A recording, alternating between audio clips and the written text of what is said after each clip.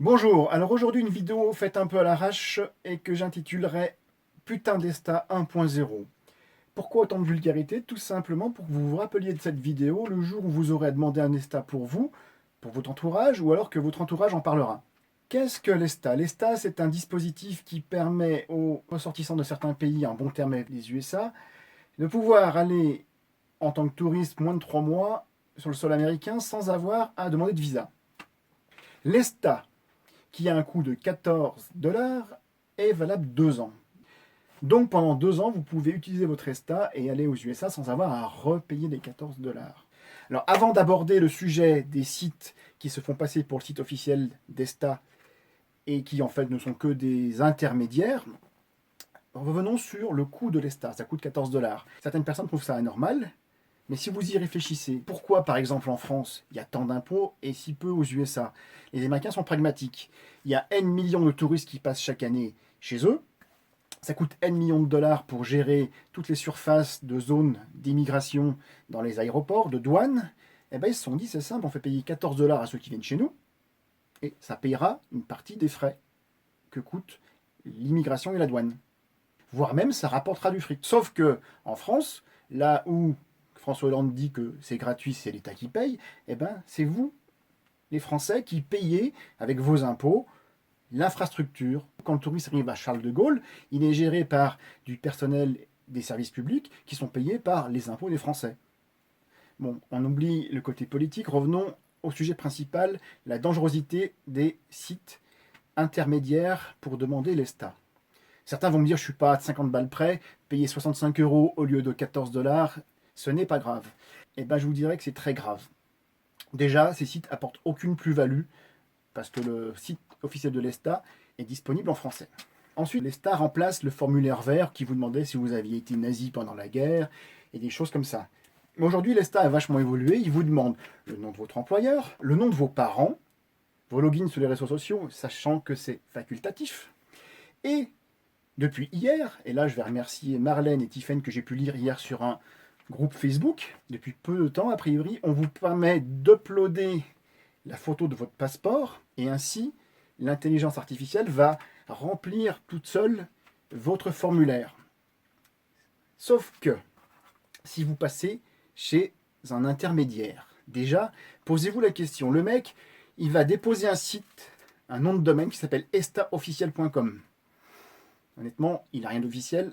Moi, j'ai de gros doutes quant à l'honnêteté et l'éthique de la personne qui a créé ça. Regardez, le site estaofficiel.com, qui n'a rien d'officiel, et le vrai site officiel. Volonté de tromperie, 100%. Revenons aux moutons. Comment ça va marcher? Vous remplissez vos données qui vont sur estabidon.com.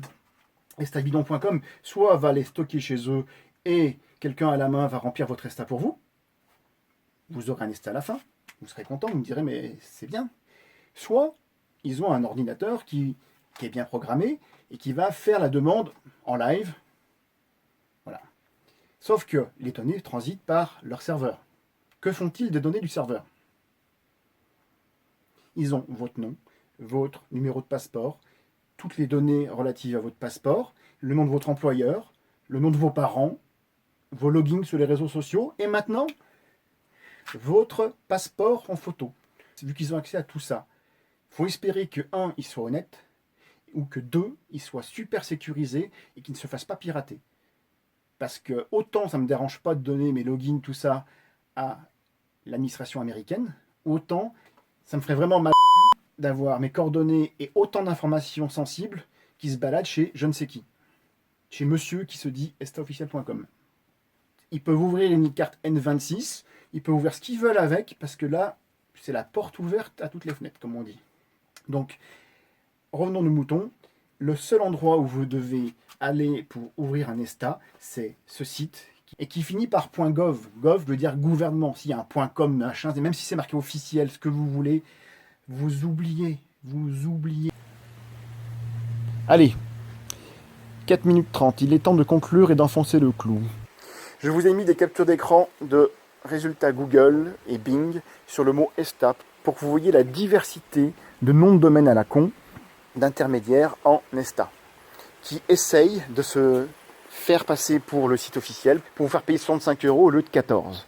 Si ça s'arrêtait là, ça serait pas bien grave. Sauf que, parmi toutes ces listes de sites peut-être honnêtes, il y en a sûrement qui ont l'intention derrière d'utiliser vos coordonnées, vos numéros de passeport pour faire ce que l'on appelle de l'usurpation d'identité. Et alors là, je peux vous garantir que vous allez être dans la merde. Un jour, vous vous retrouverez interdit bancaire, ou alors même interdit d'entrer aux États-Unis, parce que des gens auront utilisé vos coordonnées, votre passeport, pour ouvrir un compte en banque ou effectuer diverses opérations à votre nom. Mais maintenant que vous êtes prévenu, vous savez très bien qu'il faudra aller sur le site esta.blablabla.blablabla.gov et non pas sur les autres. Et quand vos amis vous diront qu'ils vont utiliser ça, vous leur direz au fait, pour ton Esta, tu sais où aller? Pour leur éviter qu'ils tapent dans Google, qu'ils choisissent estaofficiel.fr ou esta.fr parce que ça leur paraît beaucoup plus classe que le site .gov qui semble vraiment barbare. Voilà. J'espère que cette vidéo vous aura plu, même si elle est un peu longue, et qu'elle vous marquera et qu'elle vous évitera bien des soucis. Et bon voyage.